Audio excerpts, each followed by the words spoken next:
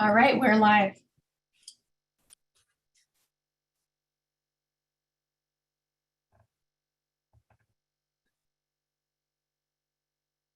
Thank you so much, Mariah. I appreciate that. My watch says 5 o'clock, and it appears that all the members of the committee are here. So if you'll give me just 1 second.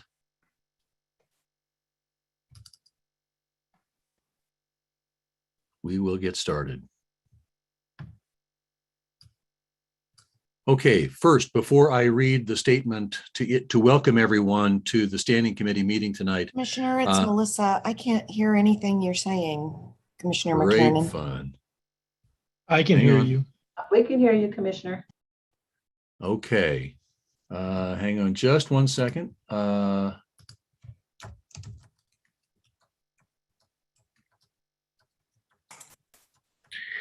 All right, I just sent a note to Commissioner Bynum. There may be an issue on her end. It's me. I'm good. All right, perfect. Thank you. So as I was saying, before I read the opening for our standing committee meetings tonight, 2 reminders. First of all, we have switched the order of standing committees on our Monday nights, with Economic Development and Finance Committee going first, and then Neighborhood and Community Development Standing Committee meeting going second. So from now on, we will lead with Economic Development and Finance. And this is something that we as a commission just finalized at our last meeting.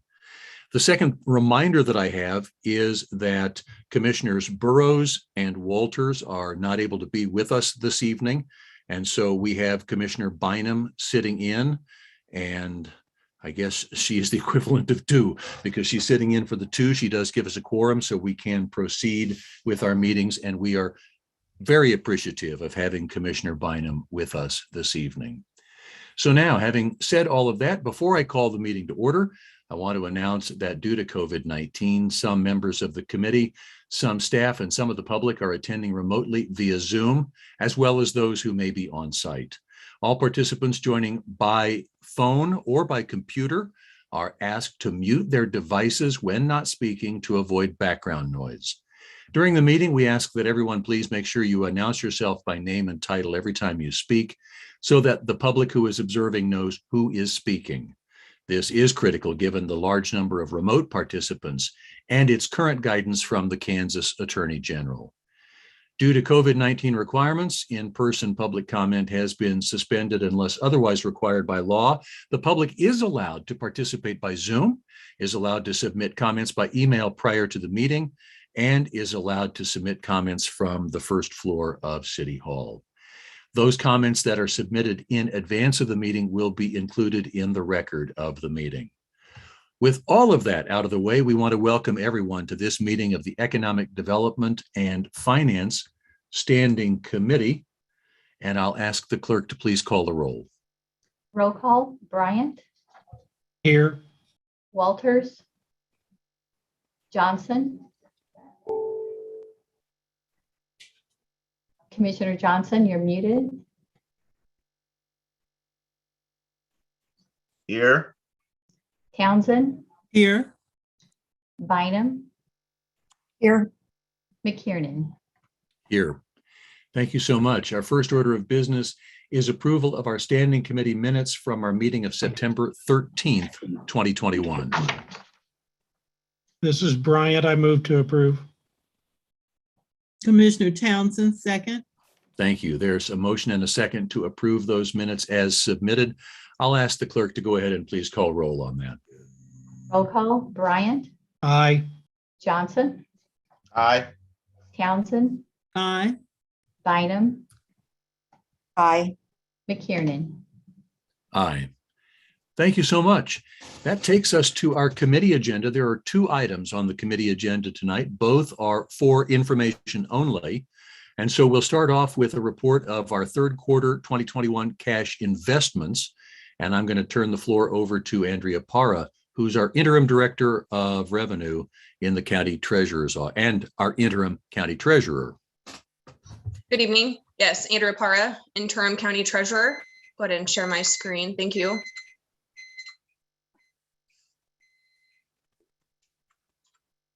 Okay, as Chair stated, I will be presenting the third quarter investment report. Again, Andrea Parra, interim county treasurer. Few metrics to point out. The average yield was at 0.55%. And the days to maturity, 28 days, has gone down again from last quarter as maturities are continuing to happen with little outgoing investment activity. It is down from 35 from quarter two. The portfolio components, we are sitting at 13% in invested and 87% is cash. We do not have any federal agency securities at this time. Again, the yield 0.55, which is down from last quarter, which was at 0.65%. We are still, of course, above the T-bill benchmark, as we always want to strive to do as part of our policy. Another compliance, we are still within compliance of something that had been thus an issue of prior years, which is keeping all of the single agencies within the proper compliance of our policy based on institution. Remains strong, quarters 1, 2, and now 3 of 2021. Rick, prior treasurer, and myself made it a strong goal to try to always keep that within the proper compliance, is to handle that the best we can, of course, with the options that we have. There's not much else going out right now, so we're not having too much of a problem. Again, you'll see there that we don't have any agencies. We do have some additional new certificates of deposit that came on. We did go through the yearly annual certification for the financial institutions here in Wyandotte County and Kansas City, Kansas. We added 10 banks or financial institutions to what we call the active bidder list, 3 of which we did some small investments to, give them the opportunity to be involved based on their business rules. I don't have any new ones to apply that weren't already existing on our list, but we still reach out to each and every one of those institutions every year, allow them the opportunity to join and become active in the event that we go out for bids. Of the portfolio, we are at 217 million, 13% is CDs. Again, the rest is going to be in cash sitting in our overnight repo accounts. Few things that kind of happened in quarter 3. As I mentioned in the prior slide, we added a few small banks to the local emphasis, those small CDs under the FDIC rule, and then some additional investments matured. The last 2 agencies that we had that I actually saw come in when I came in 4 years ago that have finally matured. So those were some long-term investments that finally matured, along with a security bank CD and then a Capital Federal CD. That makes up all the activity that would have happened in quarter 3. And then last but not least, real short and sweet for you all this evening, kind of look and see where the funds are based on the cash balances. Restricted bonds is at 22%. That'll be the capital projects. General fund is at 25%. The enterprise fund is at 14%. Then there's the restricted cash, such as the special revenue bonds, grant tax levies, and internal revenue funds. That's 37%, leaving 2% to the semi-annual debt service payments. That's all I have for you all. Is there any questions for me or any comments or things that I can answer right now?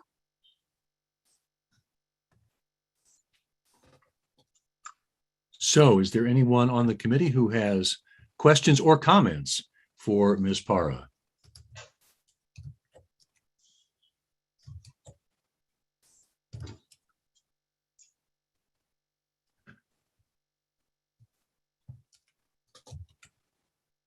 Hang on just one second. I'm taking care of one piece of business here myself. So what I noticed out of all of this is that we are tracking down just a little bit in terms of our yield, but we're still well above the T-bill benchmark. And since the market is also tracking down, at least over the last couple of quarters, we're pretty consistent with the direction the market's going. Would that be correct? I would agree, yes. All right. And the reason we're not reinvesting it or haven't in the past is because our current operating bank gives us a really great deal on the zero balance account that we have. So it's I don't remember offhand. I think it's 50 basis points above the T-bill or something to that effect. So we're not really, we're not incentivized to actually go out longer with other investments, because those other investments would be less than what we're earning from the current situation we have with UMB. Very good. Yeah. Thank you. Commissioner Townsend has her hand up. Thank you. I completely missed that because I don't have, okay, thank you so much. Commissioner Townsend.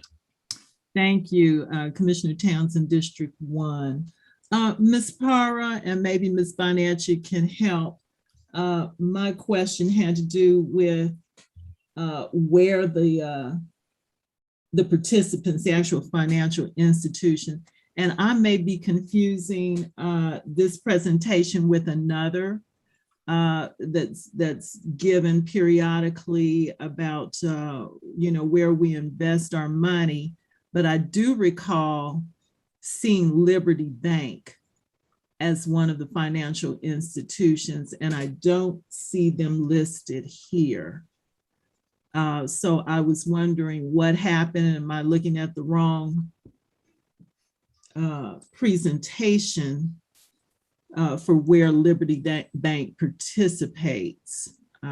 Because it was always important to have local minority banks participate if they choose to. So I just didn't see them on the list. So can you help me with whether I have the right investment scenario here for their participation, or they're choosing just not to participate? This year, they did not choose to participate. You are correct. In years past, they've always been a very active participant in our portfolio. Unfortunately, the last year, we weren't able to get in contact and then work through that certification process with the contacts we had. So they were not approved on the list that we provided last quarter as part of this process back a few months ago. Okay, so clarify that again for me. We could not contact them to see, or what was the problem? Yeah, we reached out both electronically and by paper, and it did not get confirmation or certification by any of the representatives from that bank. Need to look into that. Thank you. Thank you Absolutely. for clarifying. Mm-hmm. Now that I have my attendees list up, any other comments or questions from the members of the committee? Give me a half an hour more, I'll catch up. All right. Andrea, thank you so much. Appreciate your presentation. And before we move to item number 2 on the agenda, I want to welcome Commissioner Ramirez, who has joined us. I had not gotten a note ahead of time, but I am very glad to welcome Commissioner Ramirez to our meetings this evening. He is sitting in for Commissioner Walters. And so welcome. Great to have you here. Now we will go to item number 2 on tonight's agenda, and that is a presentation of the proposed comprehensive fee schedule. And for that, I'm going to ask our Chief Financial Officer, Kathleen Von Atchen, to do the presentation. And for the benefit of the commissioners, the slides that Kathleen will present are roughly the last 12 or 13 pages of the agenda packet, if you want to refer to a local copy as well. So Kathleen, take it away. Thank you. I'll just share my screen.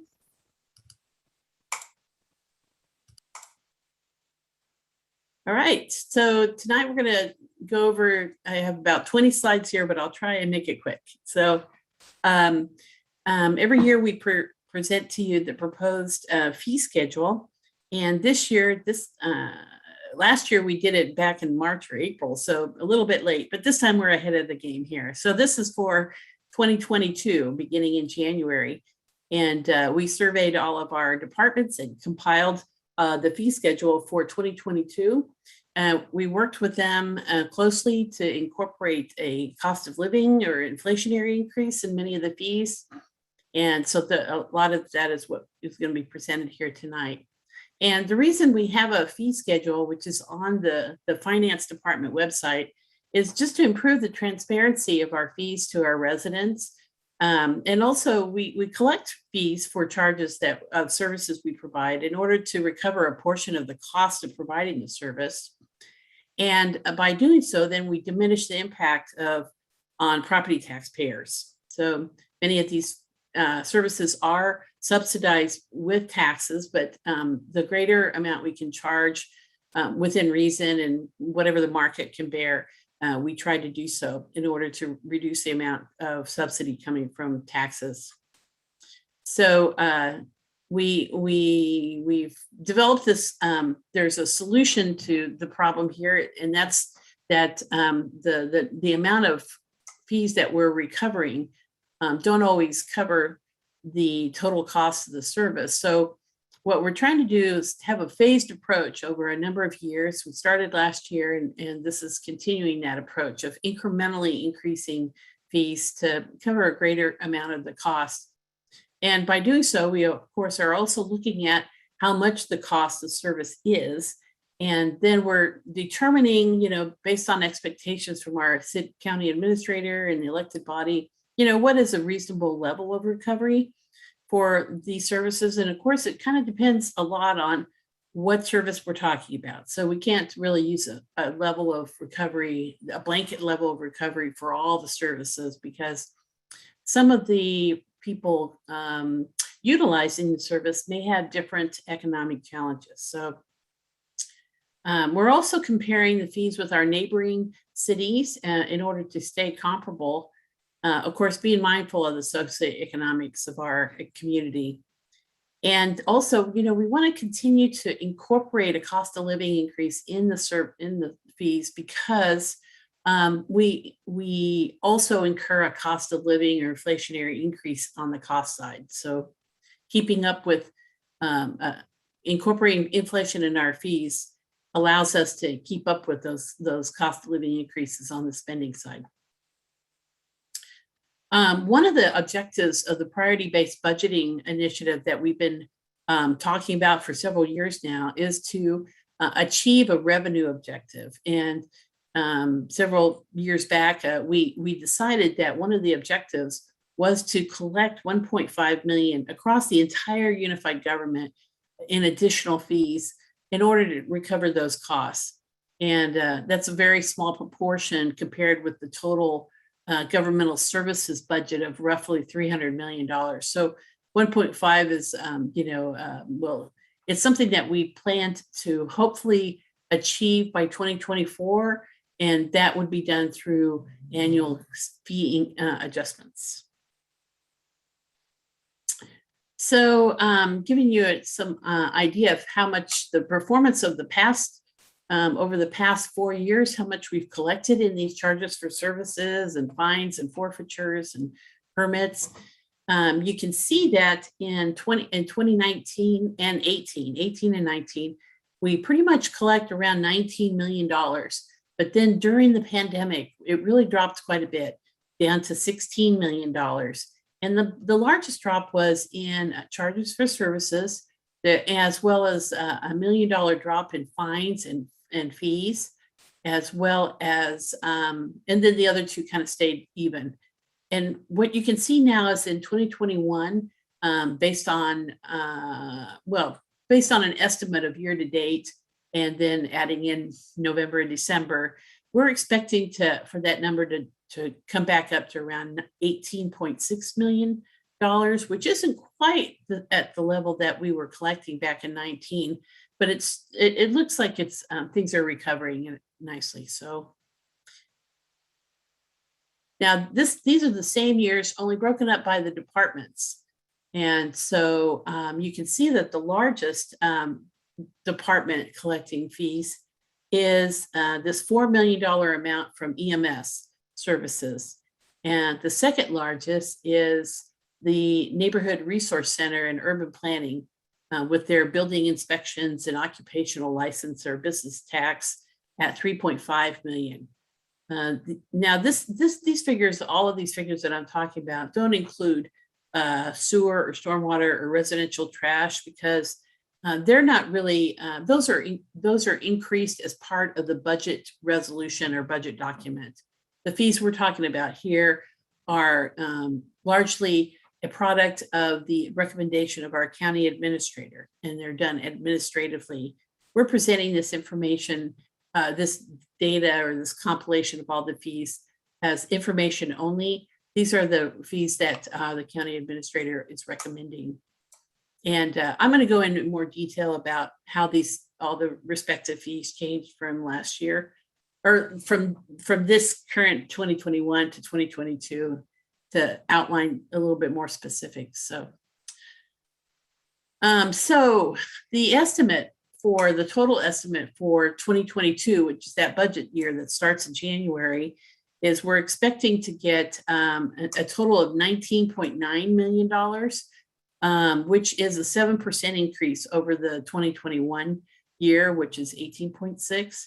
And 18.6 still had that pandemic impact on it, but we think, for example, in 2021, the totals were 3% below the 2019 figure. But compared to 19, our 2022 year is supposed to be roughly 3% over the 3-year period. So you can see that the fees are anticipated to recover above the amount that we collected back in 2019. And here's the 2022 fees based on department, where again, you can see that the largest one is charges for services in the EMS department at 4.2 million, followed by the Neighborhood Resource Center and Urban Planning at 3.6 million. The next largest, if I'm eyeballing it here, is Register of Deeds, and they collect basically a mortgage or a percentage transaction fee on mortgages and deeds that are transacted in the county. Also there's the courts, which is mainly parking violations and other type municipal court costs. So all right, Excuse me, Kathleen. If I yes. could, I have Commissioner Bynum has her hand raised, and let's see if it's something she wants to deal with now or wait till you're done. So Commissioner Bynum. Sure. Thank you, Melissa Bynum, at-large District 1. Kathleen, it's just looking at the by department dollar amounts under auto license. My question is, when we say 1.7, are we talking about only the dollars that are kept locally? The bulk of that money goes to Topeka. You're absolutely right. So that's part of the cost of, so yes, that we're not talking about actual motor vehicle registrations, which is a tax. So all of this doesn't have taxes in here. This is just the auto licenses, which is the fee that we collect, and much of it gets passed on to Topeka. Yeah. So in the 1.7 shown on this slide, much of that 1.7 goes to Topeka, or that is the amount we keep local? No, it includes the amount that goes to Topeka. Okay, Yeah. thank you. Yeah. That's it. Thank you. So I mentioned earlier that, the PBB objective was to collect 1.5 million in 2024, or by 2024, in additional fees. And you can see, well, of course, the pandemic kind of stopped our plan here because we lost $3 million in 2020. We're expecting to recover about 2.4 million in 21. And then in 22, 23, and 24, we're anticipating a $1.3 million increase in additional fees, and then only $500,000 in each of those years. And so overall, over this entire 5-year period, we're anticipating collecting about 2.3 million in additional fees, which is in excess of the 1.5 million. But the 1.5 million really wants to, you want to net the kind of impact to cost of living. So we're still keeping pace. I think this is a good plan. And, in the coming years, part of the reason for the 2022 increase being an entire 7% is because with the pandemic, we're anticipating more utilization or more fees, or more customers paying fees, in other words. So So that's why it increases by 7%. It's not all cost of living. It's because there's more folks paying fees in that year. So here I'm going to talk about all the fees and what we're anticipating. And I've grouped them into 3 groups. One of them is all the fees that we're adjusting for cost of living. And we have used a standard means of calculating what the CPI is going to be. It's based on what is in the ordinance for business tax. Seems like an appropriate way, which is that we take the cost of living increase that's published in the U.S. Census Bureau back in August of 2020 and compare it with August of 2021. And that resulted in a cost of living increase of 5.8%.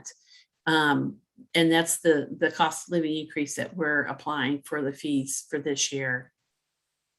There's also, just kind of maintaining our fees. A number of departments have recommended and the county administrator approved not increasing fees in a number of departments. And I'm going to go through all those. And then the last one is that you might remember a couple of years ago, we did a cost study of the cost of all the services provided in parks and recreation and in golf. And we figured out, given these costs and given the amount of fees that are charged in other neighboring communities, we figured out a plan for how we can adjust the parks and rec fees going forward. And so that plan has been in place. We presented it to the Parks and Rec board and to you all. And so we're not changing, we're not deviating from that plan for 2022. It's still in place. And frankly, many of those fees were increased, all in a lump sum back about a year or 2 ago. 2 years ago. So those are all staying pretty much level. There are some adjustments to the golf fees this year based on a recent study that was conducted.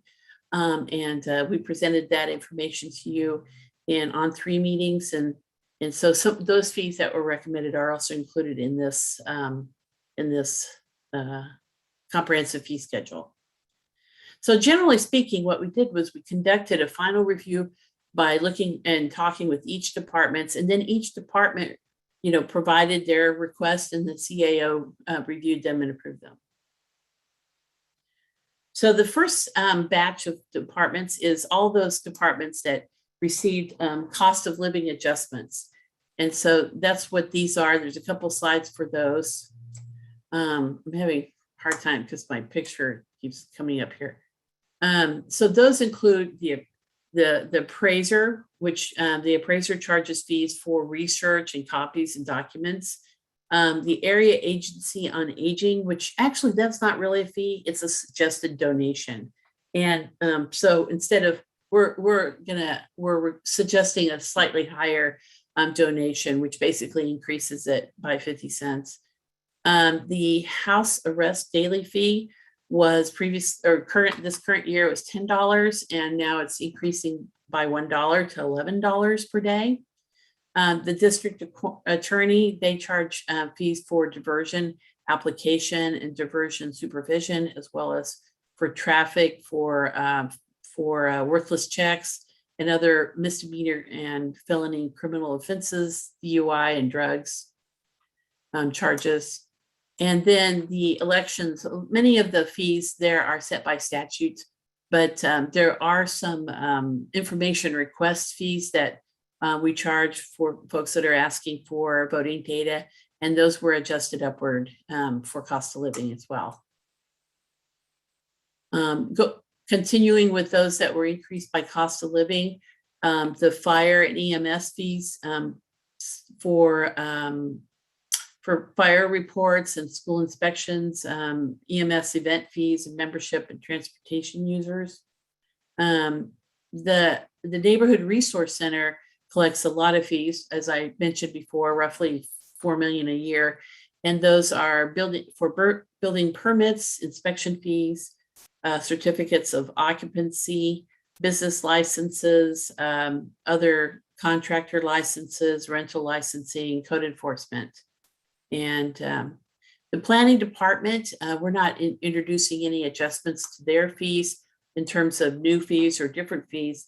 The only increases are cost of living for all of their many fees, including to pay for the cost of reviewing plans and processing plat change applications and vacation of applications, as well as landmark fees. The police department has a number of fees. You know, they collect fees for documents and for police records, but for false alarms and for law enforcement training and building or parade permits. But the largest amount of fees they collect are from our animal control center, and these animal adoption and animal license and boarding fees and stray animal fines, those were all recommended to be adjusted for cost of living by the director of the Animal Control Center. And then the last batch, I think that this is the last batch. These are the remaining departments that are proposed to have a cost of living adjustment. That's for Public Works. We are now, as I mentioned before, the sanitary, sewer, and pollution fees, the industrial laboratory fees, and the residential solid waste collection fees. Those were all increased as part of the resolution. And I should have also included the stormwater in those. The stormwater fee was part of the budget resolution as well. The amounts that were increased by cost of living, so those were basically increased by 5%, and the residential solid waste was increased, I believe, by 25 cents per month. The ones that increased by cost of living were development fees and no permit fee was added. Again, I mentioned that the Register of Deeds, they collect fees for copies of documents, for recording real estate transactions, and other uniform commercial code fees. And then, you know, the Unified Government Clerk, they have an open records request and fee, and they also provide copies of documents. And many of those fees are, you know, set by statute. For example, it's always 25 cents per page for documents, and that's set by statute. But the other fees for example, researching information, those are set based on the average cost of staff to provide that service, and that it also includes, you know, a total cost of the staff time. So, okay, so these are other adjustments to keep pace with increasing costs. So as I mentioned before, the Parks and Recreation was a kind of a special case because they are on a path for, based on that cost study that we did several years ago. So overall, we have not, as I mentioned, have not increased the fees because they were all already adjusted upward a couple years ago, except for Sunflower Hills. Those golf fees were increased based on that study. And they were reorganized somewhat. So the detail of the increases are found in the Parks and Rec section of the report that's attached to this agenda item. And then all of the fees that were not increased include all of building and logistics. Many of those fees are for events at the Memorial Hall, as well as all the parking meters and parking lot fees were all kept at the same level. Delinquent real estate, all of those court costs are set at $125, so those were not changed. The Economic Development Department, for the most part, those were all left the same, although there was an adjustment for CPI for the landmark or the land bank fees. The health department, currently we're still in the pandemic, so we felt it would be best to keep all the health department fees the same. The health department will be looking at their cost structure during 2022 and maybe proposing some adjustments then. The Historical Museum, they increased their fees last year, so this year they're leaving them the same. course, motor vehicle stays the same because it's all set by statute. The municipal court has kept their fees at the same level as this current year. The sheriff office as well for juvenile center housing fees and for inmate housing. And then bus fares have remained the same as the prior year or for this year. And that's it. So we've kind of gone through all the fees. I did want to mention that this document is actually provided on the finance department's webpage that under financial reports, and you can see there it says comprehensive fee schedule there, and that's where you can find it. And again, this is to improve transparency to our residents, recover a portion of the costs, but in order to diminish the impact of property taxpayers. So with that, I'm happy to answer any questions. Thank you, Kathleen. I'd ask if any member of the committee has comment or question for Ms. Von Atchen. Commissioner Townsend. Thank you, Mr. Chairman, Commissioner Townsend, District 1. I reviewed the detail that I don't know is really available as part of the presentation tonight that the viewers are looking at that, but there was more detail provided beyond that. So that's what my comments refer to. And I noticed in Ms. Von Atchen's presentation that fee recovery was a part of it, but also there was a comment about making sure that as we looked at adjusting fees, that the UG would be mindful of the socioeconomic impacts on our community. So I'm looking particularly at Parks and Rec with regard to the anticipated increase for fees for the swimming pool. And I have that marked, and that would be on page 52 for those of the committee members who have that detail. And in speaking to other staff in rec about this, I don't think at this time post-COVID and what we've gone through in the last couple of years with not being able due to COVID and its impact, being able to open the pool, I don't believe that an increase in the fee for the use of the pool would serve our public well at this point. Because we weren't able to operate the pool, certainly we didn't incur the expenses. So it's not a matter of our budget really suffering. And so I would ask the administrator's office in Parks and Rec to take another look at that fee increase. I know, one might say it's only $1, but before this increase was anticipated, nobody had ever heard of COVID. And the pool, when it's open for the last 8 years, is a place that I'm at 3 or 4 times during the week in the summer. And so I see the needs of the kids and family members who attend. A lot of those kids take advantage of lunches that are served courtesy of our school district. So $1 could make a lot of difference for some families. So I would ask that we take another look at that and not implement the fee increase for the pool. Same would go along with the pool pass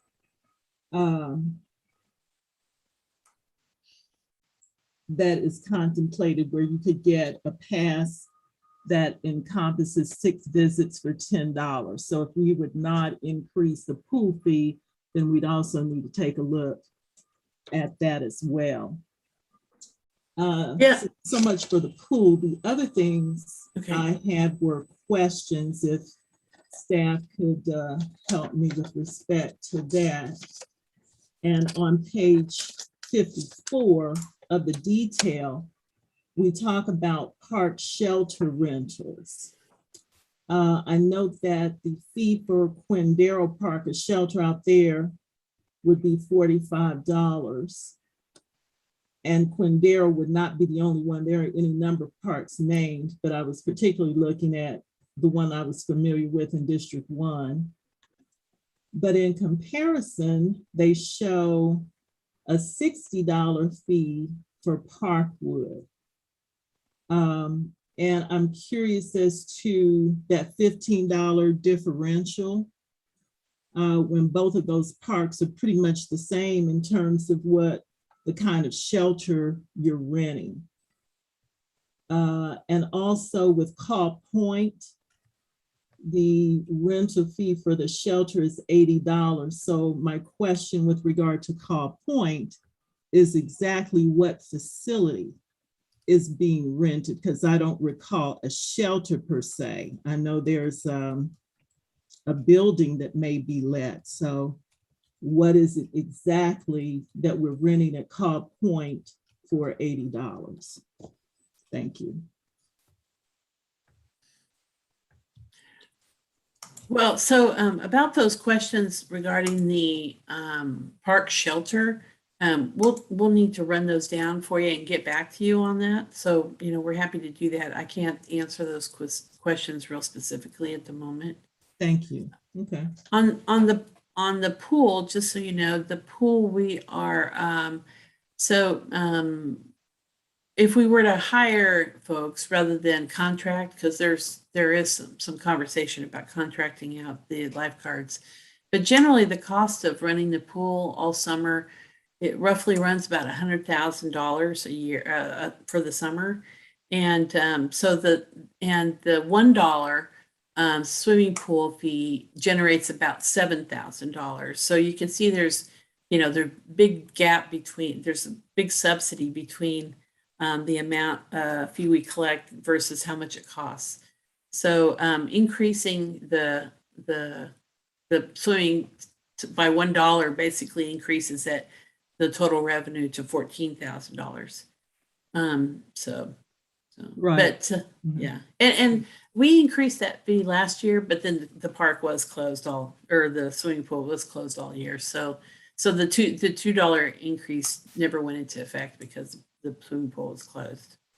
Right. Well aware. Yeah. Well, for the last 2 summers, we have not had pool service there, and the pool was never a money maker.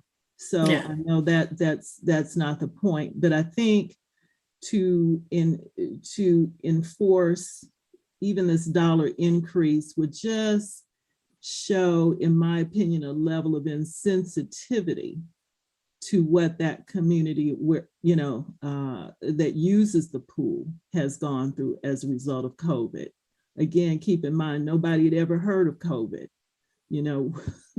before. So that's the aspect from which I'm coming. So again, I would not like to see that go into effect. We also talked about increasing the lifeguard fees and stood ready to do that, but we didn't get a chance to pay people that increased amount either. So yeah, actually, I think as part of the ARPA immediate needs, I believe we included contracting out and paying for those with ARPA funds, at least for the coming year. Right, but what I'm talking about is how much we're paying. So that's a conversation for another day, not necessarily the funding source, but how much was being paid. Again, that was a discussion we had before anyone knew what COVID was, to try to attract people as lifeguards and be more competitive. All right, thank you. And I'll look for the update on the differentials in those park shelters. Thank you. Thank you, Commissioner Townsend. Ms. Von Atchen will circle back to you with additional information. I'll recognize Commissioner Johnson. Thank you, Chair. Ms. Von Atchen, I'm looking at page 6 of the presentation, and I'm focusing in on courts. and just looking at the trends, how we started at $3.7 million in 2018 and how we are looking to trend upwards. How long do you think we'll be able to, it will take for us to recover, according to this trend, our court fees? And is there anything in particular that is slowing down that process, or that we are not, or we are no longer charging? Or I'm just looking at the trends with the other departments and functions, and it just seems to me that the courts are kind of trailing in terms of recovery. Well, so as you know, the municipal court was, and this is municipal court, by the way. So Okay. they were, so they were closed a good part of last year, and not only that, but they had some difficulty with actually conducting trials and court cases throughout the pandemic. So the collection level was really impacted by the pandemic, and so that answers for the biggest reduction. There's also been some waiving of various fees that the judge proposed, and we put that in place because the fee structure is largely recommended by the judge. So there's a couple of the fees that were waived or eliminated, and as part of her new approach. It has to do with, and she could talk about it in more specificity, but for generally speaking, I think there seemed to have been some duplication in I think it had to do with the fines that were charged for folks who didn't appear. And if they had multiple, so I'm not 100% sure, but I think if there were multiple charges, then that same fine was applied to each of the charges. And the judge felt that was overly, burdensome to those folks. And so those were eliminated so that if they didn't appear, they just got charged once. And so I'm pretty sure that's one of the biggest reasons why those fees are anticipated to remain relatively low into 2022, because I'm estimating that in 2022 the courts will only be collecting $2 million. That's correct. Yeah. Yeah. And that explanation certainly sounds reasonable.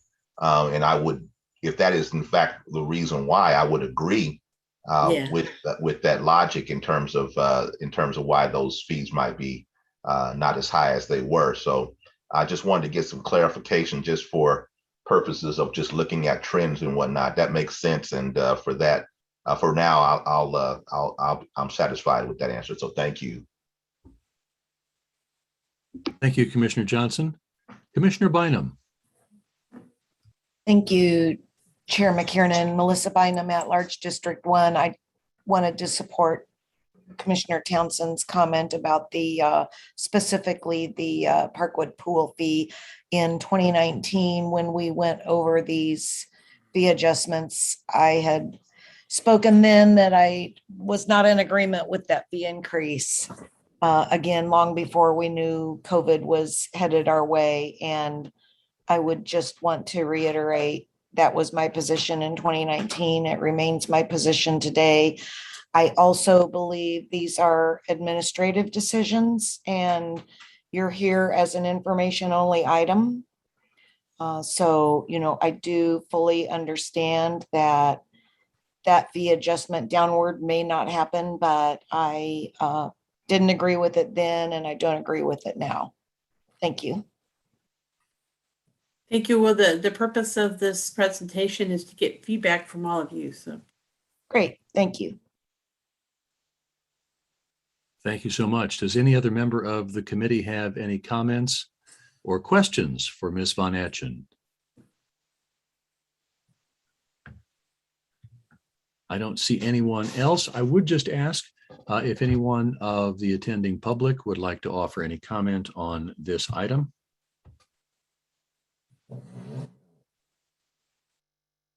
There are no hands raised. Thank you. Appreciate it very much. So, Ms. Von Atchen, thank you so much for this presentation. I know you'll be circling back privately to Commissioners Bynum and Townsend with some additional information, and we do appreciate your work. That is, if I can get back to my agenda, that is the last item on our Economic Development and Finance agenda for this evening. With there being no other business, this committee is adjourned. We'll take just a couple of minutes to get resettled, and then we'll begin Neighborhood and Community Development. As we're transitioning, I would just remind the clerk that we have Commissioner Bynum sitting in for Commissioner Burroughs and Commissioner Ramirez sitting in for Commissioner Walters for the upcoming meeting, as we had. Thank you. Thank you.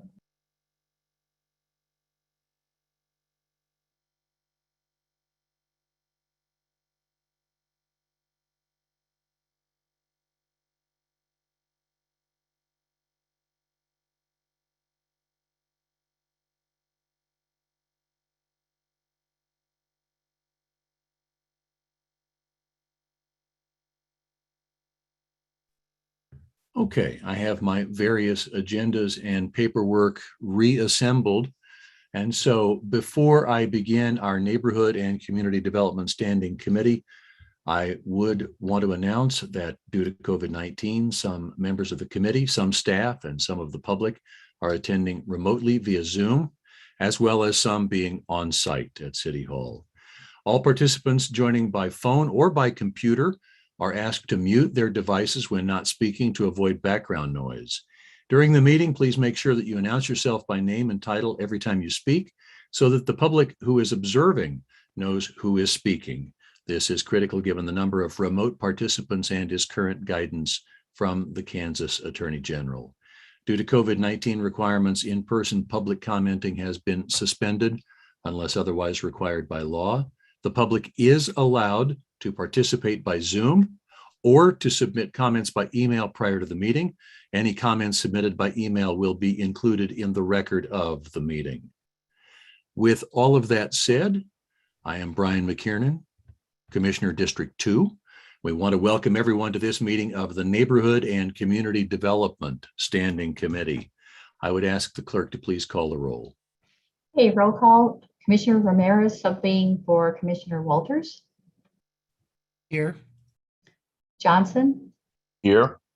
Townsend, Here. Bynum subbing for Commissioner Burroughs, Here. McKiernan. Here. Thank you so much. To the best of my knowledge, we did not have any revisions to the agenda after it was originally published. So our first item of business is approval of the standing committee minutes from September 13th, 2021. Commissioner Townsend, District 1, move to approve as submitted. Commissioner Johnson, District 4, second. Thank you so much. We have a motion and a second to approve the minutes as submitted. I'll ask the clerk just to quickly call the roll. Roll call. Ramirez, Aye. Johnson, Aye. Townsend, Aye. Bynum, Aye. McKiernan. Aye. Thank you so much. We have two groups of items on our agenda tonight. Item number one is land bank option applications. And for the members of the committee, unless there is objection, I'm going to request that we consider all of the items under 1A separately by group. So we'll have a 1A1 and a vote, 1A2 and a vote. Some of these are dissimilar enough from each other that we may have differing conversations. And so unless there is an objection, even though it does add to the number of votes, we will consider all of the groups under 1A separately. With that, I will recognize Judd Knapp, who is our interim land bank manager, to present us with 1A1. Thank you, Commissioner. So tonight at this meeting, I will present to you 11 single-family homes and 2 property transfers for a total of 13 applications tonight. We start with A1 is for 2 single-family homes at 272 Garfield Avenue. It'll be used as the primary resident for the applicant. At 1876 North 28th Street will be used for the applicant's large family when they visit. There is no plans to sell or rent these homes. And staff and the Land Bank Advisory Board both recommend the project. This would conclude A1, Commissioner. So just to be clear, Mr. Knapp, the applicant would build both houses and the applicant or the applicant's family would then occupy both houses. Yes, 2712 Garfield will be the primary resident for the applicants, and 1876 will be the home for when their large family comes to town, they can visit and stay there. Very good, thank you. Does any member of the committee have a comment or question for Mr. Knapp?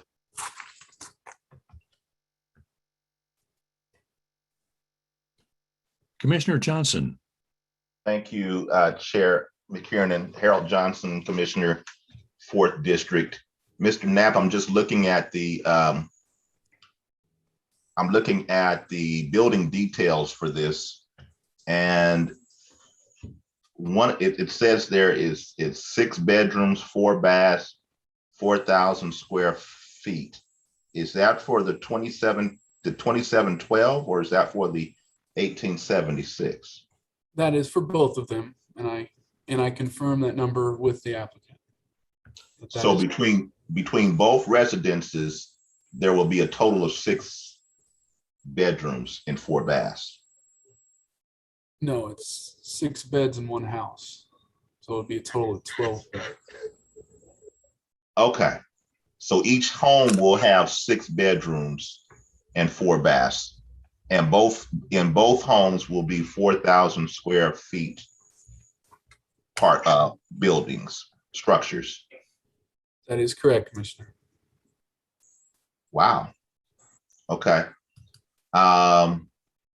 Is the applicant online? I did invite them. I did not see them in the attendees. I'd like to hear more from them in terms of just their not just their not intent, but just get more information about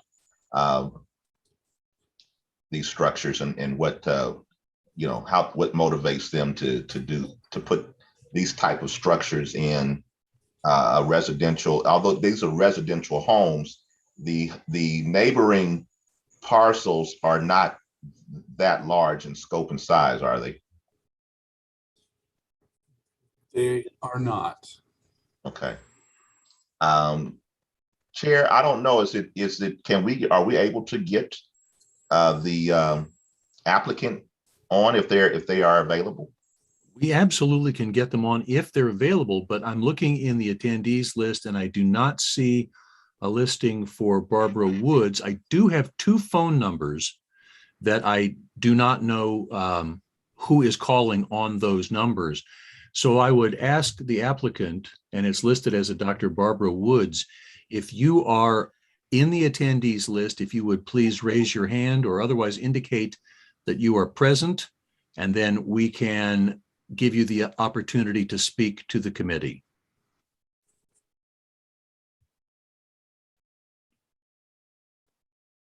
I do not see any hands raised, nor have I gotten any indication that there is anyone who wishes to speak in the attendees list. So, Commissioner Johnson, I'm going to assume that the applicant is not present with us tonight. Okay. I'll defer to anyone else if they have any questions or comments on that. I'm just a little apprehensive about. It just doesn't seem to match up with the existing structure of the neighborhood, and that's where I have just a little concern, a little anxiety about. Completely understand, Commissioner. Does any other member of the committee have a comment or a question for Mr. Knapp?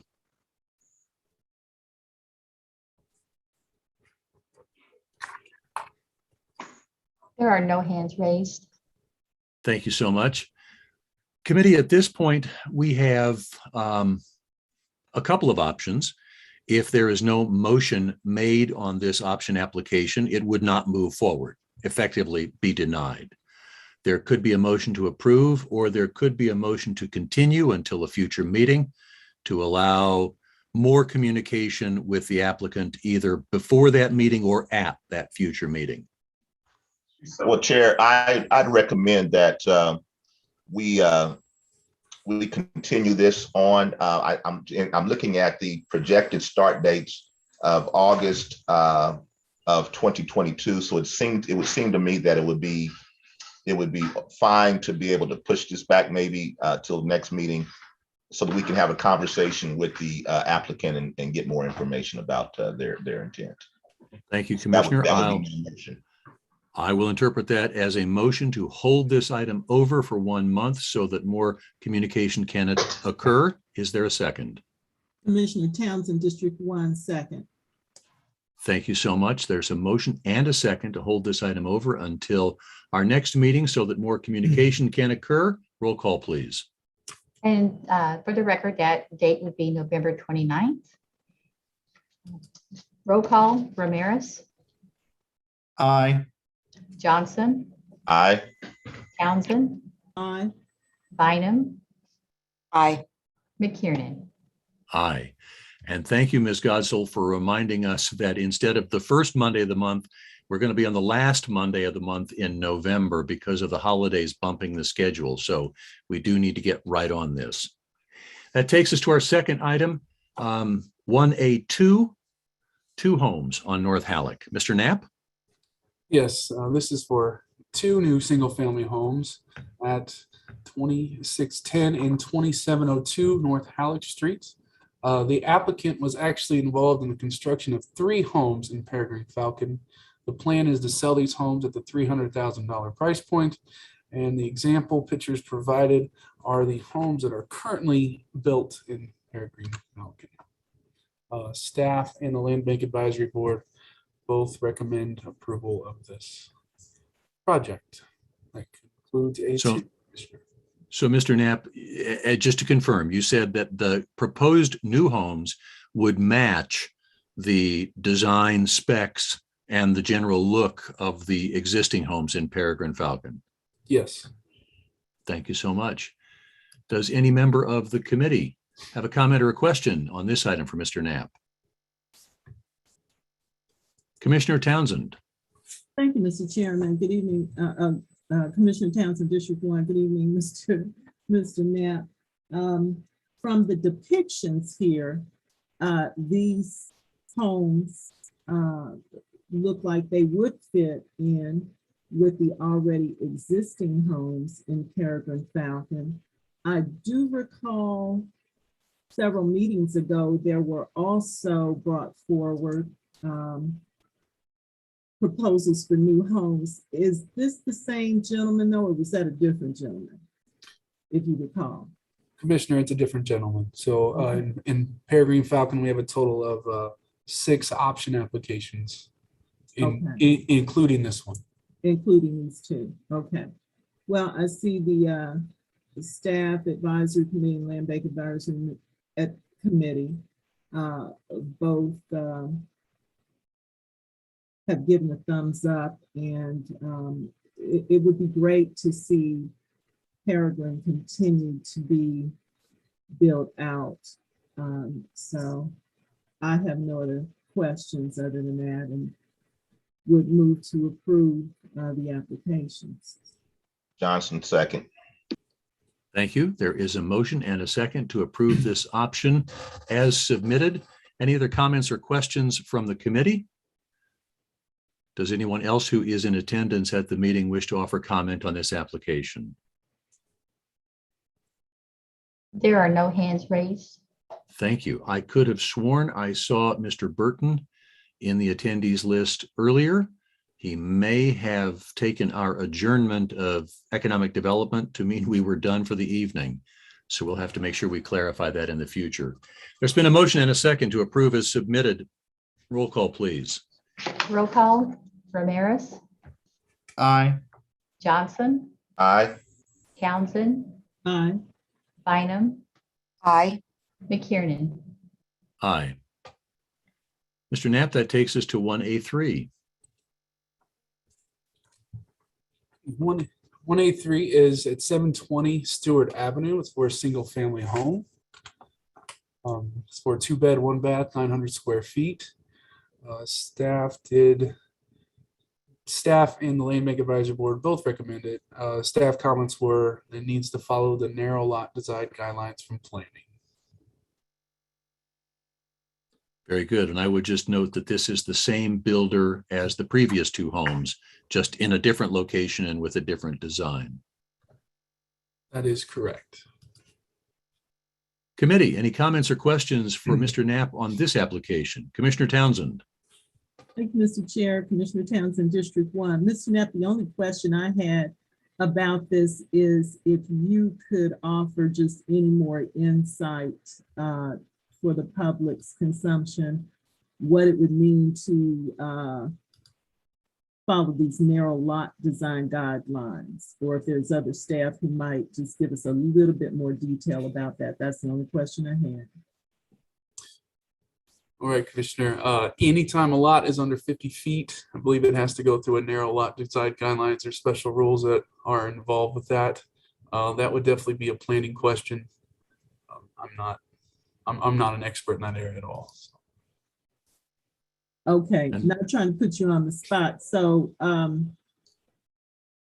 that is something, if this were to progress, that planning and zoning would be in touch with Mr. Burton about, then you're saying? Yes, Commissioner, that is correct.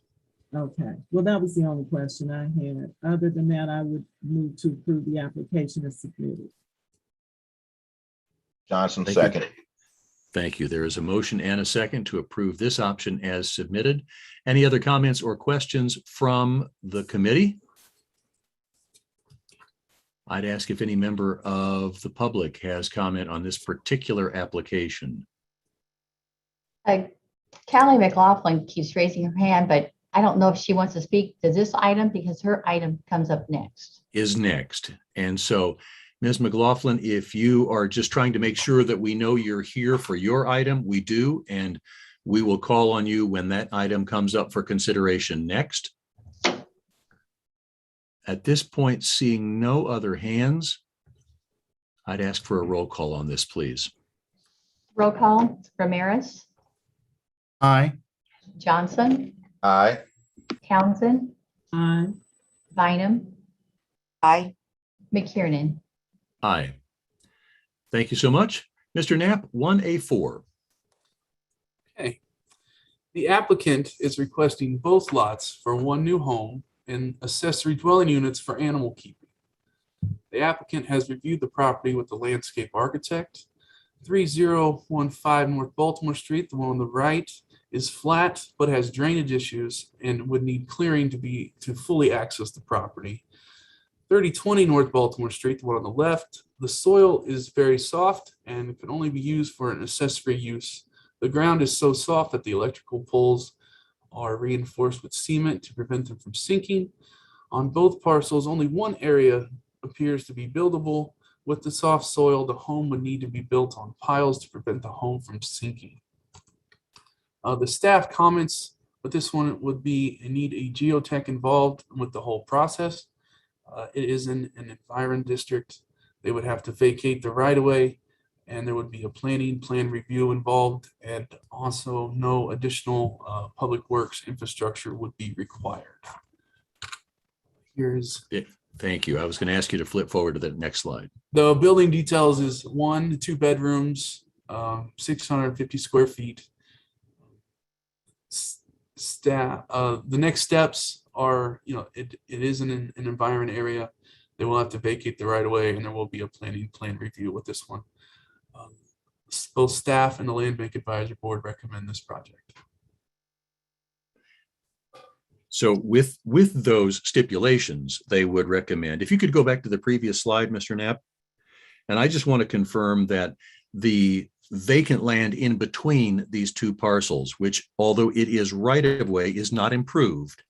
and we would have no plans to improve it. That is, to provide any infrastructure like roads, sewers, or other infrastructure going in between those two parcels. The applicant would eventually vacate that, and it would be one large parcel. Is that correct? That is correct, Commissioner. Thank you. Commissioner Bynum. Thank you. Melissa Bynum at Large District 1. I have two questions.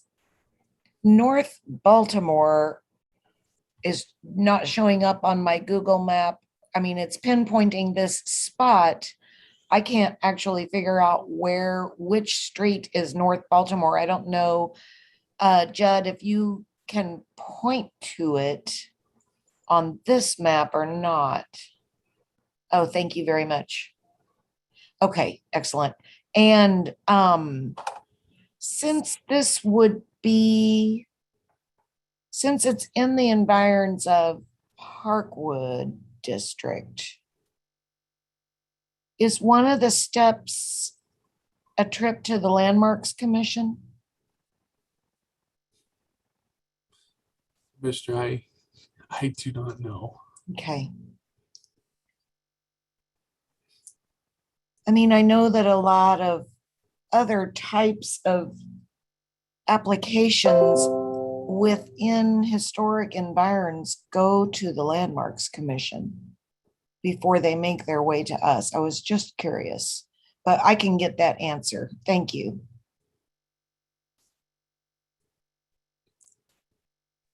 Thank you, Commissioner. This is a random question, Mr. Knapp. You would Google Street View shows an International Christian Center immediately to the north and a little bit to the east of 3015. Do you know if that is still in use, occupied, being used? Commissioner, I would not know because when I drove to check the property, I turned on Roswell here. I did not go up here. Okay. I guess my other question would be, you mentioned wanting to have green space to keep animals. Is that correct? That is correct. And the green space therefore would be 3020, would be to the west of this new parcel? Yes. And the home will be built on 3015. And this green space for the keeping of animals would back up against, it looks like about a dozen residential lots. Does that add any additional steps to the process that you're aware of? I am not aware of any. Okay, that's definitely something that we would need to consider. I'll recognize Commissioner Townsend. Thank you, Mr. Chair. Commissioner Townsend, District 1. The accessory dwelling for animal keeping is the thing that caught my eye. And so if the applicant is available, or if Mr. Knapp, if you know, I am curious as to what type of animal or animals we're talking about keeping. So Commissioner Townsend, the applicant is, Ms. McLaughlin is here with us. And if it's okay with you, I'll ask the clerk to go ahead, and she actually has been permitted to talk. And so Ms. McLaughlin, if you would just answer Commissioner Townsend's questions and give us your vision for acquiring and improving these lots. Hi, good evening, everybody. My name is Kylie McLaughlin. I'm the applicant, and I know there's a lot of questions and a lot of moving parts of this project. However, I will volunteer some information. This was something that we debated about not sharing, maybe sharing, but I do work for the Department of Planning for WICO. So I am pretty familiar with a lot of the ins and outs of what we're going to have to go do with this. So to address the previous question, it will have to go through a land mix commission review. However, there isn't any really surrounding property that's ever been developed on this. I did bring a slideshow that kind of shows that. I didn't give Judd much of a heads up that I was going to do that at all. So if he is surprised that I brought a slideshow to kind of go over this a little bit more, don't blame him, blame myself. So To talk about the shape of this property a little bit more, 3020 and 3015 are very convex in shape, meaning they are high on the perimeter and then they dip down very low. So when you're coming off Baltimore Street and you hit the end of the street, it drops. This property has between a 12 and 18% slope around the perimeter of the property. The plan that I've included in the slideshow, which I could show you if needed, it does include some additional landscape and screening. I did a soils report and I met with the conservation department a little bit to talk about what the kind of property composition is on this piece, and there's a high probability for further erosion. And so we determined that we were going to do some screening along the boundaries of 3020 on the left-hand side, on the western part, and then a little bit of clearing of the timber stand in the middle of 3015, and a lot of that's just dead or stuff that is overgrown and not kept. So there is some definite room for improvement on the timber strand, some screening, and some permaculture aspects. To address the home site, it would be towards the corner of Baltimore and Roswell. I have a map of where the utilities are that I've obtained from BPU, our own mapping from our city sewer perspective, Kansas Gas Service. And so I do have the utilities already mapped out for this property, which presents a lot of infrastructure kind of questions about this. Currently, it is zoned for an RP5, which is as you guys know, that's an apartment complex. However, after meeting with some of the residents, they have told me that they definitely don't want anything going in there of high density, and they want something where they feel like the kids could still be around it and still play. They were worried about crime and things like that. So even though it looks like it's about 3.25 acres, the amount of usable space, giving the slope and the convex nature, it ends up being about 1.5 acres, just between the topography and whatnot. So after doing some initial clearing, the home site would get started. It's definitely going to take a lot to get some of that under control. I pulled up the fire, sandborne insurance maps, and nothing has ever been built on this plot since its plat and initial drawn out. I think it was 1890 that I went back and saw that nothing had ever been developed on this property. And I think some of that is because of the topography of it, the amount of infill and infrastructure that would be required. I believe that those light poles and power poles were put up with the idea that maybe we would develop that, and that could have happened when we did an RP5 zone. After talking with BPU, we discovered that it was requested that the lights be put up in the middle and not vacancy right of way, in addition to prevent dumping and because they had some vagrancy activity. So a couple of the neighbors said that they were excited to have somebody there that actually be kind of a steward of the property. And so that was part of it, is we didn't want to keep it completely closed off from the neighbors because they were so used to having it open. But I did want to provide some additional stability and some landscape screening to kind of provide that buffer. The animal activity that was mentioned on there, it wasn't really an animal dwelling as it was an accessory structure. First one is probably chickens. I currently live in KC with a residency requirement to relocate to Wyco, and I do have 15 chickens currently. So I would be asking to put up a new chicken coop, and I do understand that that requires a special use permit if I keep more than 6. So I would address that accordingly. I do understand also that there's probably some kind of discussion that I've talked about with the conservation district about to keep the soil from burning and to avoid some erosion control issues, that actually integrating a little bit of small miniature livestock. I don't want to throw anybody off if I say mini cattle, but they only get between 36 and 42 inches tall. So they're no bigger than a goat. And people don't know that that's a thing really, but by adding in some nutrients back into the soil that has kind of washed away with some of that erosion over the years would reintroduce an environment a little bit better for the permaculture. And so doing that with some of the landscape green space is going to occupy most of 3020 and probably the northeast portion of 3015. 3015 is on the high side, and then right where that middle vacation strip area, it drops down significantly, and I think that's where we see the majority of our 18 to 12% is right there also. So It is kind of two separate pieces, with 3015 being on the high side, which is part of the reason why that was chosen for the home site part, and then 3020 being on the low side. The floodplain didn't indicate any kind of propensity to flood there, but the drainage issues, because there's very little storm drain, very little storm sewer, anything like that, control in the area, there's still a high propensity to flood there or provide some rapid flash flooding. So it didn't appear that that was going to be a valuable site to put anything that was going to be of significant value, such as another home, without a lot of reinforcement. So that's kind of how the site plan determination came about in that manner.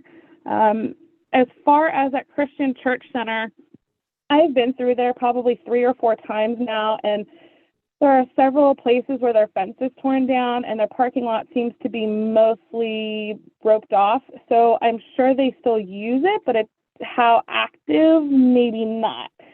So not totally sure on that, Seth, but I'm happy to answer any other questions that you guys may have. Ms. McLaughlin, thank you so much. I think it's safe to say that not many applicants come as thoroughly prepared as you have come this evening. And we also appreciate the fact that you have reached out to at least some of the neighbors and begun to build those relationships. That goes a long way in all of these applications. Commissioner Townsend. Yes, thank you again, Mr. Chairman. And I would echo to you, Ms. McLaughlin, what Chairman McKiernan has already said in terms of your preparedness. It did give me pause when I saw the word animal keeping. I had a suspicion that that wasn't merely a dog or a cat. So it sounds as though you already know that you're going to need special use permits for some of this other stuff. So I hope you have included in your conversation with neighbors what your intentions are about that. You know, some people think a vacant lot is the worst thing, but the next worst thing is to have something that does not fit in also with the already surrounding environs. Do you intend to reside in the home? That wasn't clear to me if that was going to be a primary residence or rental property or property for sale. It will be my primary residence. I do have a residency requirement as a UG employee, and so I'm doing this as part of that residency requirement. Coming from KCMO, which has a lot more lax urban agricultural requirements than what Wyandotte County has, it was very difficult for me to find a piece of property that would suit those conditions. So it took quite a bit of, I don't want to say soul searching, but it was very much a very deliberate decision on how I wanted to play this out, and how much of even taking the job within the county is how much would I have to give up in order to take that position. And I didn't want to have to not take the position and sacrifice that. So finding this piece of property was going to be part of that discussion. How was I going to manage that element of my personal life? I did have some discussion with the neighbors about that. There are several other neighbors who do have chickens. And so they were like, whatever, it's more chickens. The only comment I got about the chicken or the animal keeping was to the neighbor at the corner of Baltimore and Roswell. And he said, just know if your chicken is in my front yard, it'll be in my barbecue later that evening. And I said, rightfully so, I'll come over and eat it with you. So it was a good conversation. But they're not too concerned with that, I think, because it's not like I'm putting in full-size livestock and I'm doing something on more of an agricultural the way you would see in Western Wyandotte. This is urban ag and it's for private use. So it wasn't something that anybody I talked to seemed to be overly concerned about at that point. Well, concerns do manifest themselves later, but that's for another day.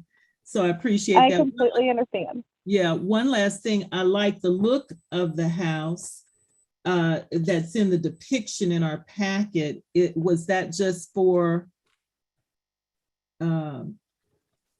just some purpose, or is that what you really intend to have the house look like? Really nice. So there is going to be a little bit of variation on that, and that's going to depend on geotechnical and what we discover as a result of that and how far we have to build into that slope or not. but the overall appearance and concept is going to stay the same. We want to keep something with lots of windows to reflect the natural light. And ultimately, sitting at the corner there of Roswell and Baltimore is, you know, if you're looking backwards towards the north of the property, that's a lot of land to look over, and there's a lot of trees and a lot of vegetation. So I wanted to take advantage of that, and I didn't want to do something that was too, for lack of a better term, suburban and just cookie cutter. I wanted to do something that took advantage of the woodland elements, the pitches on the roof that look almost more like a modern cabin feel, but it wasn't too far modern to where it would stand out ostensibly from the rest of the neighborhood. So there will be modifications of this floor plan in various ways and features depending on what that geotechnical survey and some of the other clearing and the landscape architect and I kind of determine. It'll have to definitely be a group effort on that. And I am erring on the side of a smaller space, just not to overwhelm the property, given those constraints as well, and because I don't need that much space. So kind of following the design guidelines of the R1B district is what I have followed, which is similar to the rest of the zoning in the surrounding neighborhoods as far as square footage and parking and whatnot. But for the most part, I do intend to keep something pretty similar to that. The house depicted in that picture is an Airbnb in another location, and it is only 490 square feet, I believe. So it would be larger than that or have a little bit different architecture, but that house right there is 490. So I'd probably be a little bit more than that. Okay, thank you very much, Mr. McLaughlin. I don't have any other questions at this time, Mr. Chair. Thank you, Commissioner. Does any other member of the committee have comments or questions about this application? I don't see any other hands up. I would ask the committee if there is a motion on this application. Mr. Chair, I would move to approve as submitted. Thank you. Is there a second? Ramirez, second. Thank you so much. There is a motion and a second to approve this option request as submitted. I would just ask if any other member of the attendees would like to offer comment on this particular application. There are no hands raised. Thank you so much. There's been a motion and a second to approve as submitted. Roll call, please. Roll call. Ramirez, Aye. Johnson, Aye. Townsend, Aye. Bynum, Aye. McKiernan. Aye. Ms. McLaughlin, thank you very much for all the work you've already put into this. I will probably drive by once it's all completed and take a look. That takes us to item 1A5, option for a single home. Mr. Knapp. The address is at 2806 Merriam Lane. It's for a 3-bed, 3-bath, 800 to 900 square feet. I do note that the picture is of a container. I did ask the applicant, would you mind building a stick-built home? And they would not mind building the stick-built home, but they do like the layout of the L shape. So they'll definitely be assured that they will be built in an L shape. The staff comments was if the project did go with the container build, a design professional will be needed to be involved. And staff and the Land Bank Advisory Board both recommend the project. Thank you, Mr. Knapp. I would ask the committee if there are comments or questions. And I would also note to the committee that Mr. Galicia is the applicant. Mr. Galicia is with us here this evening. So if you have any questions of him, he is available to answer.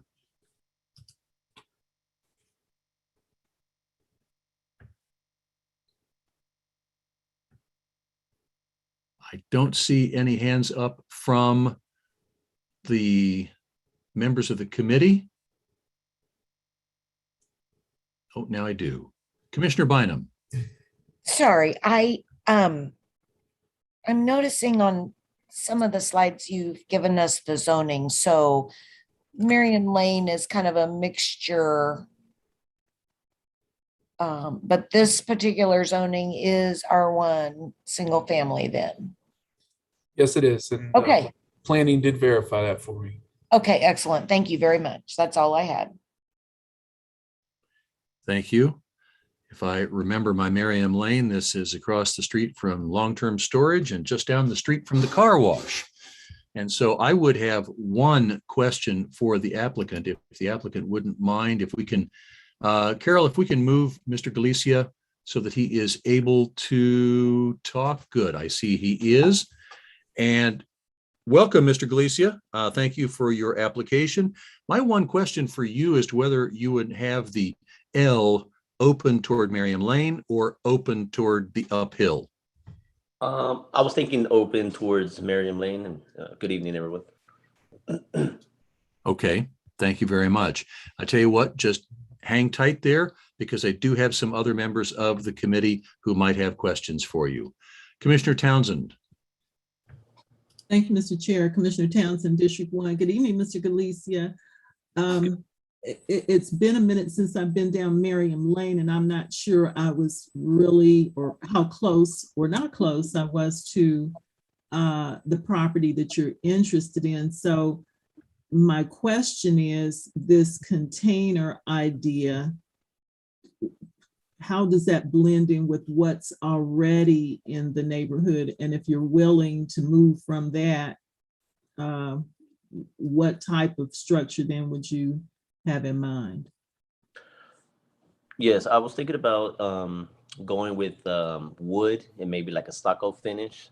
The exterior of it to kind of blend in with some of the houses that are in the neighborhood that I've kind of met with some of the neighbors there as well. So I kind of seen what they have there present. So I would kind of try to match something like that, so I would blend in with the surrounding houses. Okay, that was the concern I had.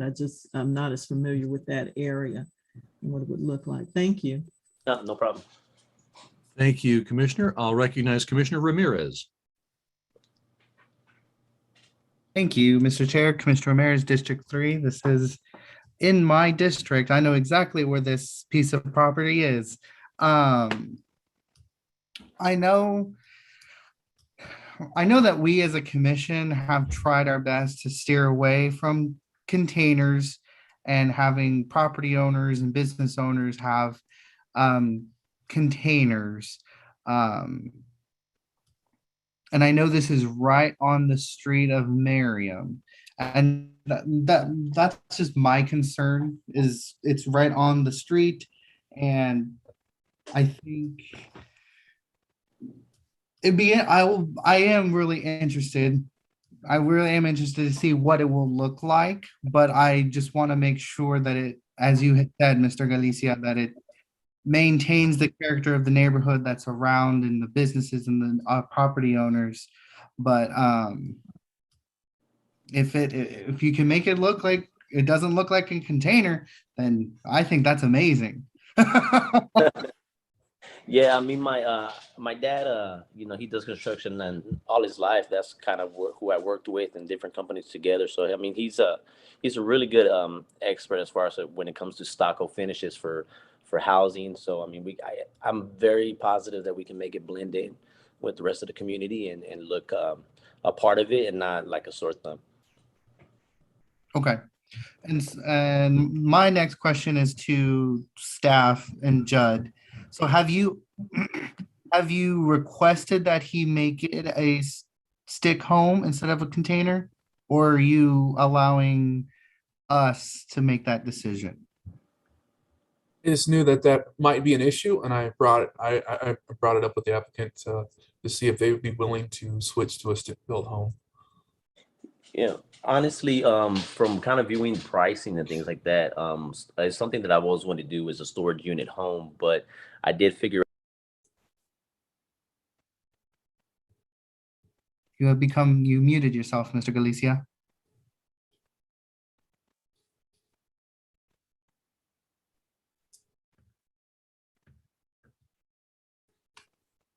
So Mr. Galicia, you do need to unmute yourself. I want to make sure you're not muted on our side. No, you can go ahead and unmute and continue.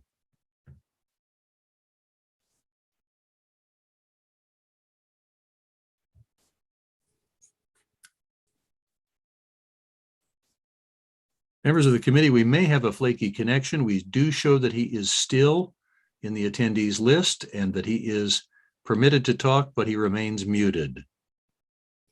I'm guessing he may not be able to hear us at the moment. And it looks like no, he's back. So staff, if you can see Mr. Galicia is back, and if we can restore his ability to talk, that'd be great.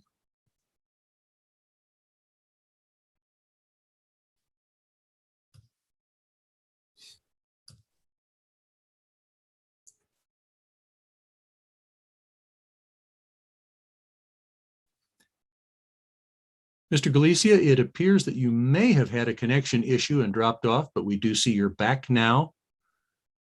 And he's gone again. At this moment, though, I will recognize Ms. McLaughlin. I see you have your hand raised.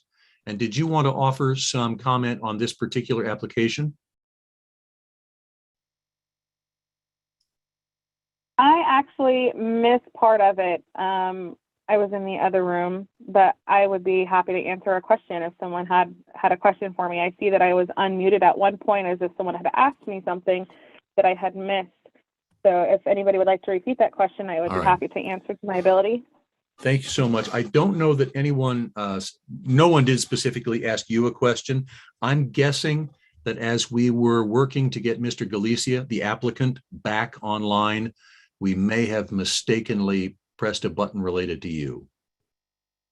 Yep, that is no problem. Any questions or anything else I can do to help? I'm here.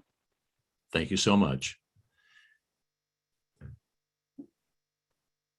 Commissioner Ramirez, it doesn't appear that we have gotten Mr. Galicia back as of yet, but Judd, if I can just clarify. Oh, there we go. Wait a minute. Can you hear me now? We are back. Is this Mr. Galicia? Yeah. Yes, it is. Perfect. Sorry, we got disconnected and I ended up calling through the cell phone instead. Perfect. Thank you so much for coming back. And so I think we were at the point where Commissioner Ramirez had a question, I believe it, and you were answering. So Commissioner Ramirez, if you can kind of set us up again, and then Mr. Galicia can continue. Yes, thank you. I was just making the comment, if you can do your best to make the container not look like a container. And then Mr. Galicia was going into talking about how his father owns a construction company. And so you can go from where you left off, Mr. Galicia. Okay, thank you. What I was saying too was, recently doing some research on actually buying containers.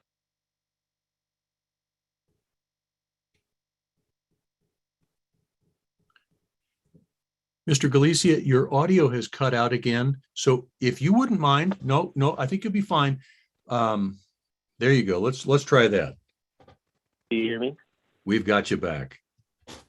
Okay.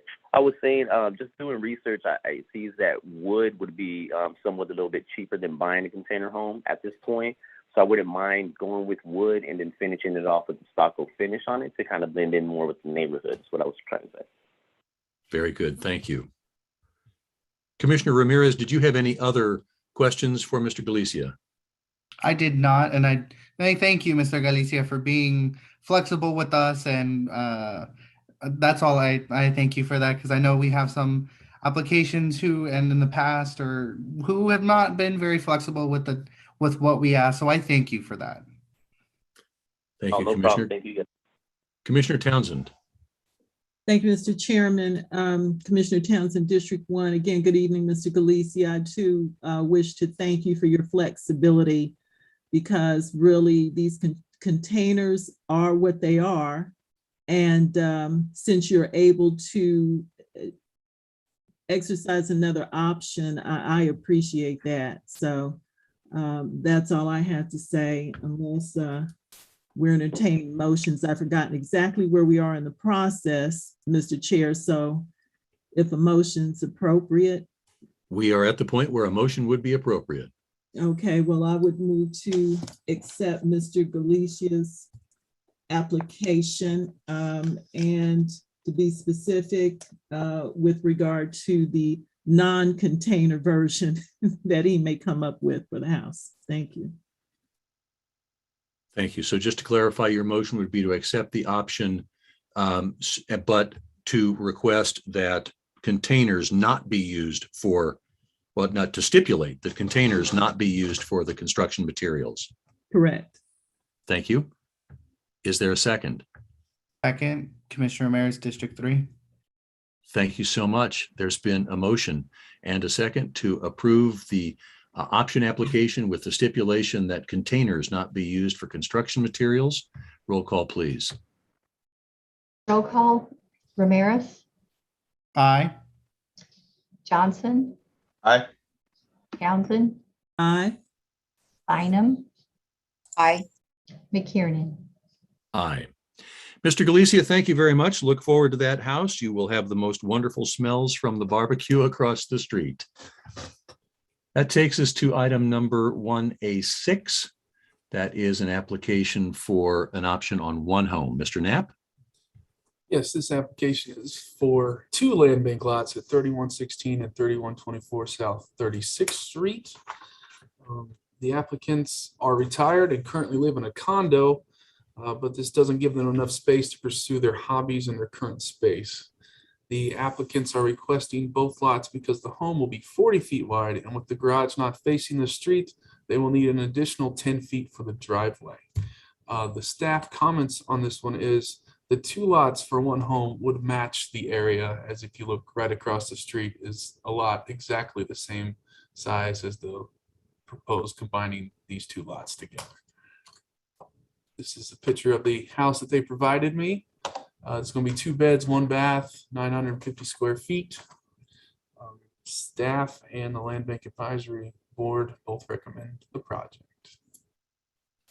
Thank you, Mr. Knapp. I am actually quite familiar with this neighborhood and would agree that this would not be out of place for those streets just north of county line. Any comments or questions from members of the committee?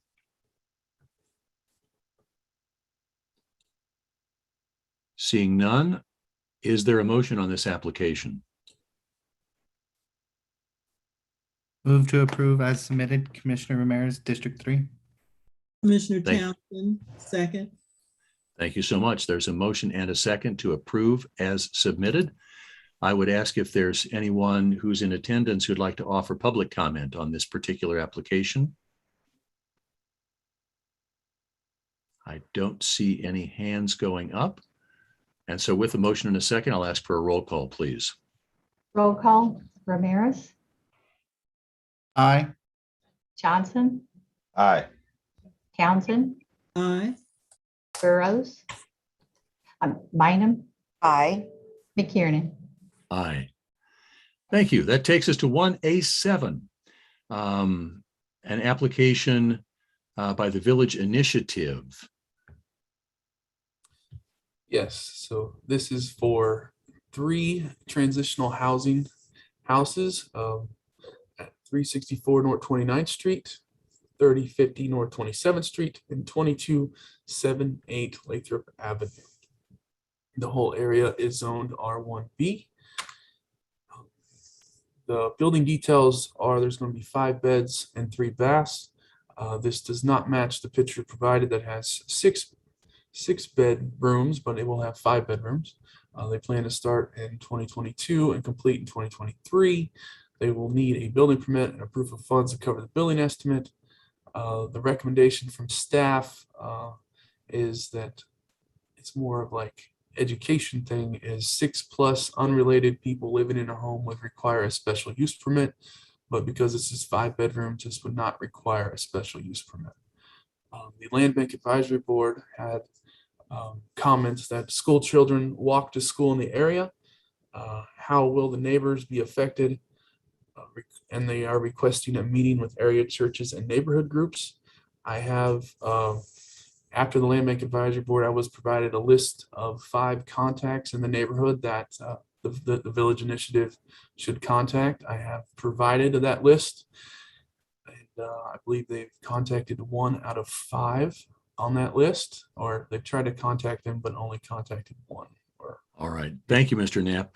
I'm going to recognize Commissioner Townsend on this because she and I have talked a little bit about this application, and I think she has some additional insight and potentially a recommendation. Thank you, Mr. Chairman. Commissioner Townsend, District 1. I have spoken with Reverend Randy George concerning this project, and also with one of the other pastors in the immediate area, Reverend Lee. And with regard to the Land Bank Advisory Board's recommendation, which I think is a good one, to make sure that people already invested in the neighborhood have the opportunity and the time needed to address concerns and hear from Reverend George the full extent of what's planned here and who most likely will occupy this space. I think it would be fitting to move further action on this, or suspend further action on this tonight, and put this on our January 2022 agenda for action by the commission on the application. So that would be my recommendation, and actually motion to suspend it from tonight's agenda, remove it from tonight's agenda, and place it on this committee's January 2022 agenda, thereby giving Reverend George and the neighborhood groups and individuals and churches. I've also recommended contact possibly with Quindare Elementary School so that those neighborhood occupants could talk with Reverend George and get their questions answered. So that's my recommendation and motion to the committee. Thank you, Commissioner. So the motion is to hold this item over until the January meeting, which avoids our tight turnaround until our next meeting and gives sufficient time for everyone to discuss and talk about this project. And Carol, do you have the date of our January meeting available? I can't seem to find it. Yes, sir. That would be January 3rd. It would be. All right. So we would hold this over until our meeting of January 3rd. That's the motion. Is there a second? Second, Ramirez, District 3. Thank you so much. So there's been a motion and a second to hold this item over until the meeting of January 3rd. I would ask if, let's see, I'm sorry, I have Commissioner Bynum. Thank you, Mr. Chair. Just two quick questions. Commissioner Townsend, in your conversation with Reverend George, did you broach that possibility of the holdover and have agreement on that? Yes and yes. Okay, excellent. I was just curious to know a little bit more about this project. I'm familiar with Village Initiative and the good work they do. And by the way, congrats on your Kansas Health Foundation grant. That's awesome news. I was just a little curious to know more about what they were hoping to do with these 3 locations. And I am more than happy to wait until January for that if need be. Thank you. Thank you, Commissioner. I will compliment Commissioner Townsend. She is the best at making sure that interested parties get together and connect before an application is considered. I do see I have one hand up among the attendees, and it is a Ronald Hopkins. And so, sir, if you would like to offer public comment on this particular application, you would have 3 minutes in which to make your comments. And I would ask, we do have you unmuted at this moment, but I would ask that you give us your name and your city of residence for the record before you offer your comment. Yes, sir. Thank you. My name is Ronald Hopkins. I'm from Kansas City, Kansas. I'm also a member of the First Baptist Church Quindare, which is approximately 3 blocks from most of this proposal. I agree with Commissioner Townsend that this should be tabled to afford all of us more opportunity because had we not heard about this from a third party, we would not have known. There was no information provided to our church about this, or as far as I understand, the Quindaro Elementary School, which would sit about 2 blocks from one of these properties. And so there is great concern that we need to have addressed before we move forward. Thank you. Thank you, sir. Appreciate it. And we know that those conversations will definitely occur. I also have a Reverend David Lee in the attendees list. And staff, if we could allow Reverend Lee, beautiful, there we go. Reverend Lee, if you could just give us your city of residence, and then you'll have 3 minutes to make your comments as well. Thank you, resident of Kansas City, Kansas. I'm the current pastor of the Guiding Star Baptist Church of 27 between Quindaro and Brown. I do like to, I am as well echo with Brother Hopkins, our concerns that we may have. I'd like to know more about the project. I'm also want to open up our facilities, our church place of worship for the community to come to address Brother George, who's a great brother of ours in the community as well. But I'd like to know more about the project because we want to make sure that we make good decisions that's going to have an impact on our community and to our youth and our young people and our children, especially those who walk to and from the school. And we already have right now current challenges that we've been there trying to correct.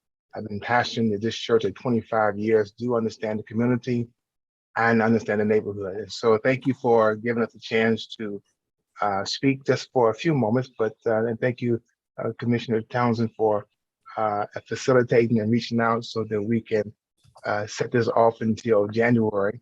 But I'm open to open up our facilities to invite the community to come to have a full roundtable discussion so that we can get clarity and some directions in what we plan on doing in our area. Fantastic.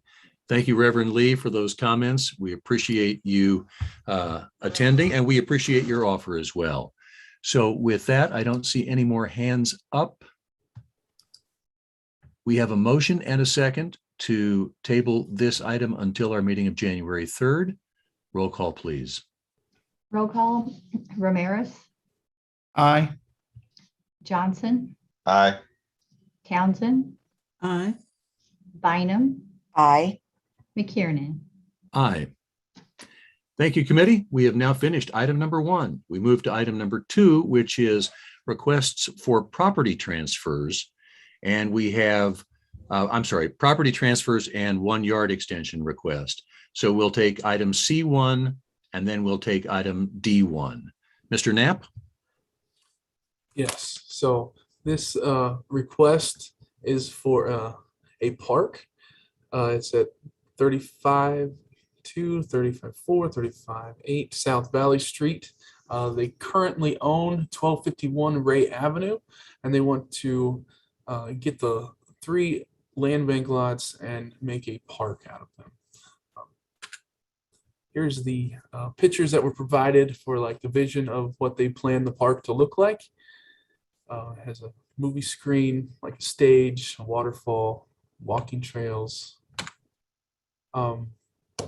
Staff did not recommend approval. They have concerns of the long-term maintenance of the park. The 3 lots are buildable and should be held for new homes. And if the trees are cut on 1251 there, it could cause an erosion issue. If the project does move forward, it would require a vacation of the right-of-way that are separating the land bank lots from the lot that the applicant currently owns. And the Land Bank Advisory Board did recommend for approval. Thank you, Mr. Knapp. Trying to bring up, could you go back to the, one more, please? Thank you. Right there. So I will just note that this, first of all, I have a question. Does the applicant live close to this? Did not gather that information, Commissioner. I'm guessing the applicant does not live at 1251. There is no structure at 1251. Yeah, there we go. Okay. So the applicant lives at some site distant from this, but owns 1251 and now wants to acquire 3 more for the purpose of making a park on South Valley Street. I would also observe that directly across the street from this, to the best of my knowledge, is one of BPU's yards where they do handle materials out of. So there is that. Commissioner Bynum. Thank you, Chair. I'm gathering my thoughts. I'm not enamored with this notion of acquiring 3 more lots for the purpose of a park doesn't appear to be near where the owner lives. I guess we don't know that 100% because we don't know where the owner lives, but to put resources into a park on private property and then, I guess, invite the public to enjoy it, that concerns me, especially if the owner's not nearby to make sure that it's taken care of. And my larger issue, frankly, is around our land bank policy that I think might speak to this kind of property acquisition in a different way. So, Mr. Chair, I'll leave my comments there. Thank you. Thank you, Commissioner. I will say I share each and every one of your concerns about this potential transfer. Commissioner Ramirez. Thank you, Mr. Chair. Commissioner Ramirez, District 3. So I'm in the same position as Commissioner Bynum, gathering thoughts. So the maintenance of this would be solely on the property owner? Judd, is that correct? I don't know if I understand. I'm sorry, Commissioner. If, let's say, we let this go through and they built the park, would it be their responsibility to maintain the beautification and everything of the park? Yes. Okay. And I mean, I agree with everything that Commissioner Bynum has said. I'll be frank, it's an interesting application. As Commissioner Bynum said, it's private property, it's a private park, but public will be able to come onto the property, and it's just an interesting application, and I don't think it fits well with what we're trying to do. Going back to the land bank policy, I just don't think it does. I think the staff committee brought up a very good point of the concern of maintenance, the long-term maintenance of this, because as we all know here at the UG, it takes a lot to maintain a park. And so I just agree with and second all the comments that Commissioner Bynum has mentioned. Thank you. Thank you, Commissioner. For all the reasons that Commissioners Bynum and Ramirez have brought up, am not in favor of this at all. I think it introduces, first of all, there would be clearing of those lots. Absolutely, there could be erosion issues. We don't have anything in terms of a guarantee that this applicant is capable, has the capacity to build and or maintain for the long term. I think another thing that we need to consider is the traffic, but potentially the potential for additional traffic, which would come down South 14th and then down Valley Streets. These are fairly quiet streets, as you might imagine, with both of them dead ending at I-70. And my first reaction was, if the applicant wanted to build a park, they could build it at 1251 But I'm not inclined for that to happen either, because I simply have too many unanswered questions regarding the capacity of the applicant to build and or maintain a park that is not located next door to where they live.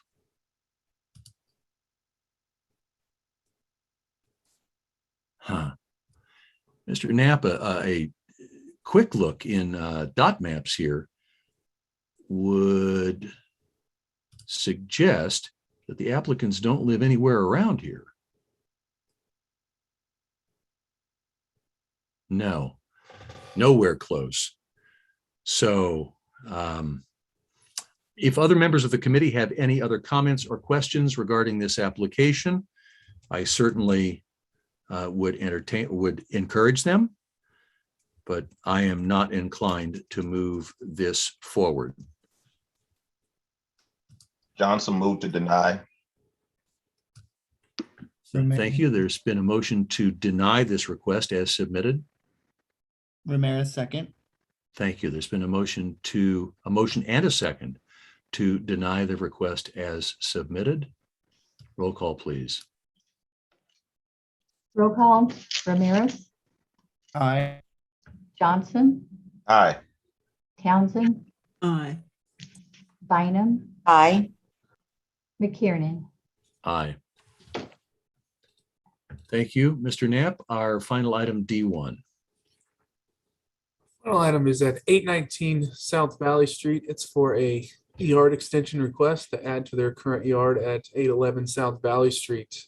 The applicant recently purchased 811 South Valley Street and didn't realize the purchase did not include 819.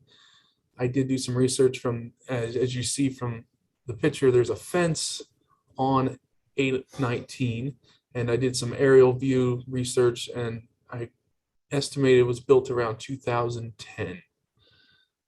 The staff comments on this one would be recommend approval. With the lot only being 20 feet wide, it would be a challenging build for a new home. Thank you, Mr. Knapp. Does any member of the committee have comments, questions, or a motion? I would say this, in my mind, is about as close to a slam dunk as we can get. Commissioner Bynum. Thank you, Chair. Melissa Bynum, at large District 1, I would move approval. Townsend, second. Thank you. There's a motion and a second to approve this yard extension as submitted. Is there any member of the public who'd like to offer public comment on this particular application? Seeing no hands, roll call, please. Roll call, Ramirez, Aye. Johnson, Aye. Townsend, Aye. Bynum, Aye. McKiernan. Aye. That brings us to the end of our agenda. Before we adjourn, I'd like to offer a special, not congratulations, I'm sorry, that's the wrong word for this, a special thank you to Commissioners Ramirez and Bynum for sitting in tonight and helping us to conduct our business. We appreciate your efforts. With that, there is no more on the agenda.